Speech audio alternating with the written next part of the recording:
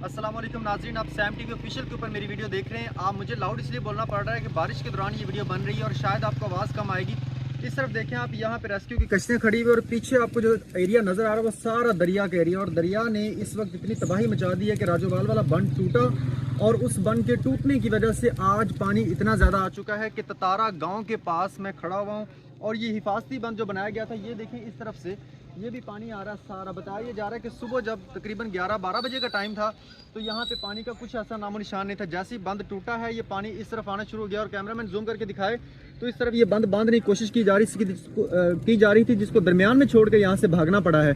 और ये पानी होता हुआ एक ख़तरनाक हद इस वक्त इख्तियार कर चुका सूरत हाल। अभी थोड़ी सी पहले देर में हमने एक वीडियो बनाई जिसमें स्पीकर पंजाब असम्बली और उनके साथ बहुत सारी इंतजामिया के लोग, हत्ता कि फ़ौज, आर्मी के नौजवान, पुलिस के नौजवान, रेस्क्यू किया, बहुत सारे तमाम तर महकमे मौजूद थे। ये बंद ताज़ा बनाया गया था जिसको ट्रैक्टर के साथ इसके ऊपर मट्टी डाल के इसको बनाने की कोशिश की गई थी। इस तरफ से इस वक्त शदीद तरीन खतरा लाहक है। ये आखिरी सड़क है जिसके ऊपर इस वक्त आप देख रहे हैं गाड़ी चल के जा रही है।